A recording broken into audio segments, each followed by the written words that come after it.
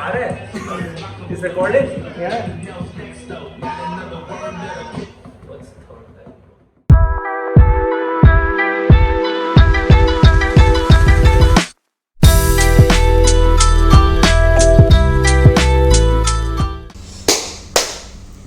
Hello and welcome to the Rupeeting podcast. I'm Hardik. I'm Yash. And I'm Ayush. Before we begin, we'd just like to give you a brief disclaimer that none of the information that we provide on this podcast is going to be recommendatory in any way.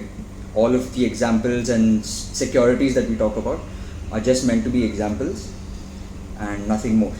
Yeah. It's for research purposes, guys. Yes. Yeah. This is not investment advice. This is educational or entertainment content. Yeah. So let's have fun with it. Yeah. So this week's topic is nothing about what we spoke about last week. We said gold, but we are taking a little bit of a tangent and talking about luxury segment of India. So what triggered is, I think there was a recent report by Bloom Ventures on the VC space, and a key trend that they spotted, which is a reality, is that few of Indian customers drive most of the Indian consumption. So despite talk of 1.4 billion customers and value at the bottom of the pyramid selling sachets and everything, most of the consumption is driven by a few people. So like 1% of Indians take all the flights, or 3% of Indians hold all the credit cards. So it's just a few people that if you market to and sell to will make a lot of money. Right. And the particular segment that we're going to talk about today is, I think, the luxury watch segment. Yeah. So watches is almost a 13,500 crore market in India. Yeah. And in this also the same trend is seen, that almost half of it is Driven by the luxury market. So, and there's a player which is a market leader and it's surprisingly listed. Yeah. Q2? Q2 Ethos watches, a market leader in the luxury watch segment that listed, I think, last year in June 2022. Yeah. And is currently up 40% since its IPO. You might not have heard of it if you're broke, because this sells It sells to a very high expensive net worth. Rolex and stuff like that. So yeah. Rolex, Omega, Tissot, Hublot. Bulgari. A lot of up there brands in the watch arena, and Ethos is the funnel to India. Yeah, it has almost 20% market share in the luxury watch market, and it is the market leader. Yeah. True. So before we get into the nitty-gritties of Ethos, let's start with the HNI population of India. Yeah. I think it's been growing and it's been growing fast. What is HNI, if you give us a primer? So HNI basically means high net worth individual. There is also UHNI, which is ultra high net worth individuals, which are 200 CR plus something. So yeah, the HNI population has grown, I think, 11 times in the last. The UHNI population. UHNI population, that is crazy. It's 11x in the last 10 years. So there's a lot of the tech boom and funding and everything that we have seen. So the number of people with money has grown by a lot. Yeah. And this is due money. So they are flashy, they like to spend.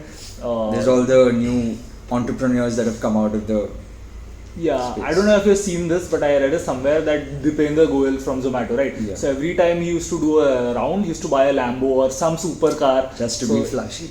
Yeah, just to spend that money, because if you have made that money, you want to spend it, right? course. Exactly. And After like those if you're second- rich enough, there's just not There's no that limit, many. yeah. Matlab, like, where will you spend? That's Luxury stuff. Yeah.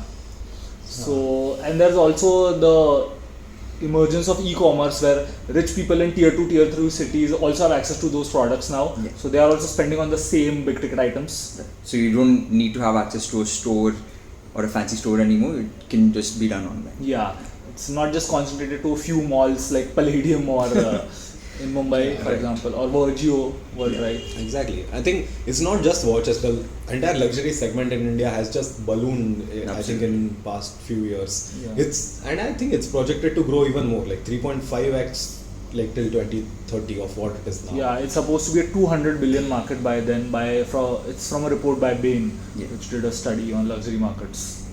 And all of these customers are looking for, personalized experiences, more attention. It's not a commodity that you want the best price. You want the whole experience that comes with it. Absolutely.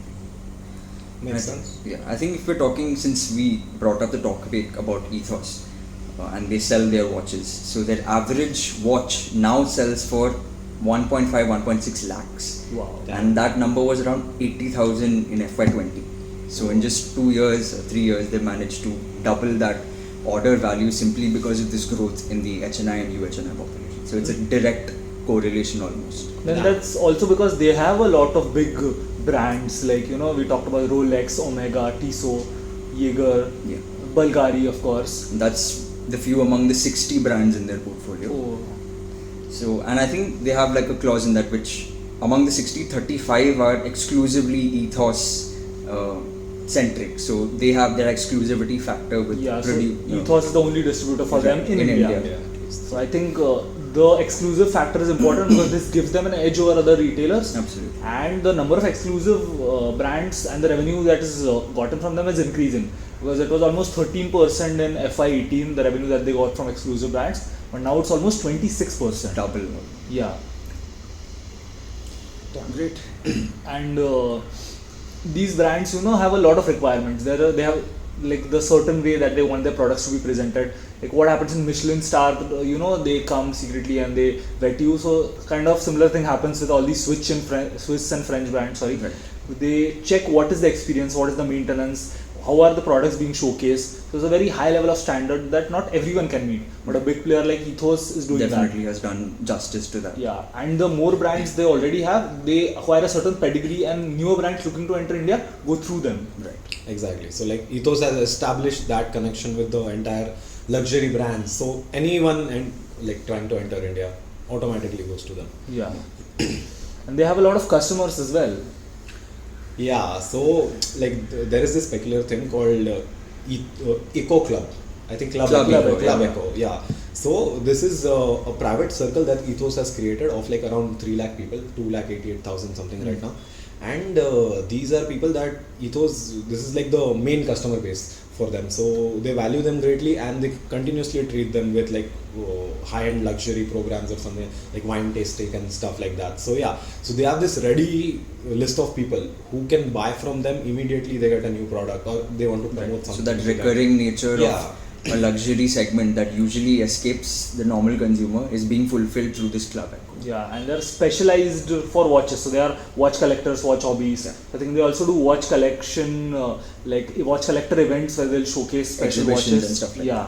Pretty And cool. So there's It's a almost like community around having this. like an NFT and then being given access to all of that. Yeah, there's a premium. board ape thing where if Yeah, you yeah. had that, you Yeah. could enter certain Get those events. yacht club Yeah. events and stuff. But here you also get tangible good watches. yeah, which are actual assets. Yeah. The exclusivity of it is more attractive. Absolutely. Yeah. And talking about the international players in the market, what usually happens is a peculiarity in the market is their competitor is not a retailer as much as it is a person going to Dubai and buying a watch or somewhere else. So the unique thing that they offer is they'll give you warranty, they'll give you after sale service, insurance. So buying it's almost similar to buying an iPhone from somewhere else and buying an iPhone from India. You might get it for cheaper, but the costs involved, hidden costs, are not there with Ethos. Yeah. So it's like a good substitution for the HNI trend that usually is to go out and buy your watches. Yeah. They're keeping the HNIs inside India. I mean, HNI migration is a big problem, Oh, as the government has absolutely. talked about.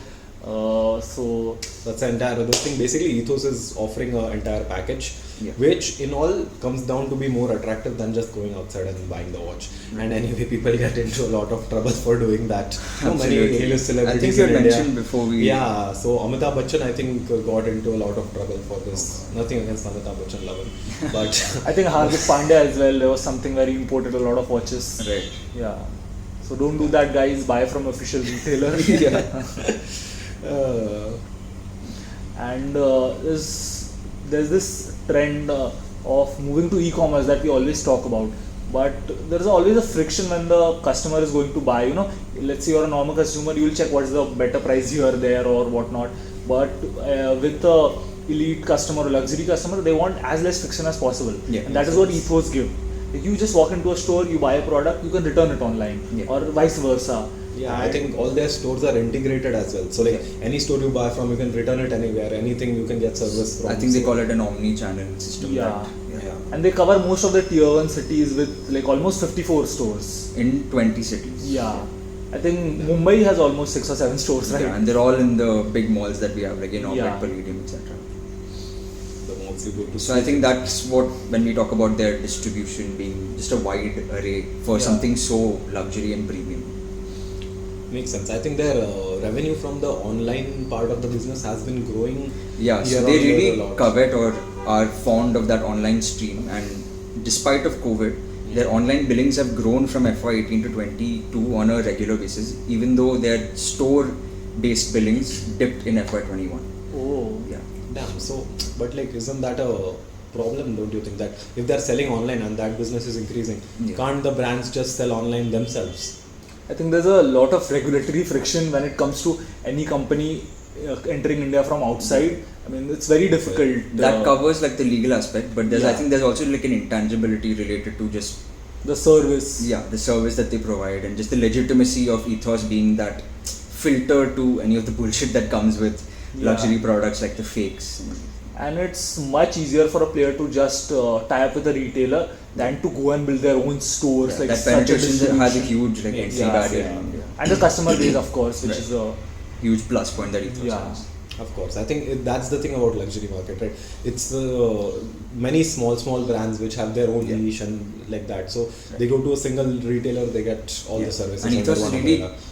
dominated that. Like, not only are they into luxury watches, but they're doing this new thing, and they're the first ones to do it, called a certified pre-owned watch. first ones in India. First ones in India. Yeah. So they have like a lounge in New Delhi where they get these older, really expensive watches, restore them, give them like a certification ki acha, this is Ethos certified, so it's definitely going to be a good product for you to buy.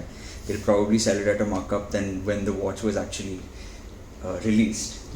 And it's like a huge community now. The smart thing about it is they call it pre-loved. Pre-loved, yeah, that's a very nice terminology that they get. And they're formalizing this resale product market, Right. and it is pretty big globally. Like almost 30% of luxury market is pre-used globally because there's a lot of demand. Think of it like a sneaker that dropped 50 years ago, and now you can buy it only on resale. So that it might be much higher than MRP. I think that's also. with most luxury segments. Like even if you look at cars, Yeah. Jaguar F-Types from back in the day are like super expensive, Yeah. quarter of a million. Yeah, whatever, like these, I don't know, highly non-perishable products like watches, they can't go back. There's a collectability to them. Yeah, actually. exactly. And I think before, again, one of the points that we were talking about before the podcast started was what constitutes a luxury watch? Like, why is it called a luxury watch? Yeah, so there is like a sort of a metric, I'm not sure if it's the correct one, but usually when you buy a watch, so a normal watch will have anywhere around like 75 to 100 components. That's a lot in itself. Yeah, actually, the gears and everything. But the higher in the luxury end you go, the more the number of components increase. And like these super high-end luxury brands like Patek Philippe and all that, they have like 2000 components in their watches and all that. Yeah, so that is how they are able to maintain, their leadership despite of this trend of market consolidation in the watch segment. So essentially, the number of components are 10xing, and so is the price. yeah, because there's a lot of craftsmanship that goes into it, right? Because most of these are, I think, handcrafted. Handmade, yeah. So And that imported premium is from being- Switzerland or France. And that's Ethos's main business as well, because I think 65% of their recent revenue was from the super high-end luxury That's watches. more than the 10 lakh range and above. Yeah, so high-end luxury watches are like 10 lakh plus. Yeah. So that's a lot, and 65% coming from that is a lot of watches. And that number has grown also. I think Right. it was much lower 3 years ago. Yeah. it was like 40% or something like that. So that's a considerable amount of people buying Rolexes in Yeah, India. it's like you can correlate it directly with the ultra HNI population growing. And Right. talking about the numbers, I guess, the financial aspect of the company. The company is pretty new, right? It's almost 10 months old, sorry. 10 months On old the on the listed exchange, Yeah, yes. market, Yes, yeah. The company started back in 2003, 2003. Yeah. That's also very new compared to like Of a course. Bulgari which started in 18 something. makes sense. Yeah. So the company used these proceeds from the IPO, I think, to repay debt of almost 20 crores, and they brought down the debt to equity ratio. So like most of the debt that they have right now is long-term borrowing is just from lease liabilities, which shows as long-term borrowings. Which could be, like, you can correlate it to the fact that they have so many stores and they probably Yes. don't own all of them. And asset like light. most retailers. Yeah, like so, most. And they also have a good cash reserves around 265 crores now, given that their market cap is around 2000 and So that's a great 2.5. position for them to Yeah. not only just remain sort of low debt, but also use that towards their expansion and capex. Yeah. Makes sense. And in the past 4 years, we should have to consider there was COVID as well. Despite that, the revenue has grown at a annualized rate of almost 13%, and earnings have grown by 32%. Wow. So that's very impressive. That really is. Because the profitability part was very murky before and during COVID. Yeah, the margins being low for the business. So these retailers usually have low margins. If you can explain why. Okay, so I think they want the low margins because they are, as you said, competing with the international. People just going outside and buying them. So they need to keep them low, and it doesn't matter as much because the volumes are very high and they are reaching the target population. More than the volumes being high, just the order value for single one is, as you mentioned, there's like 10 lakh worth of watches going out. So 7% of that is a lot. Yeah. And the realizations for that are also going much up. higher. Yeah. Like the trend that we have seen. So regardless of whatever industry you're in, I think pricing matters always. Yeah. So even here they're doing like a penetrative strategy. Yeah. Regardless of their legitimacy. I think in the 9 months of FY23 that the results are out, their both revenue and net income have increased roughly 40% year over year, which is impressive. Yeah.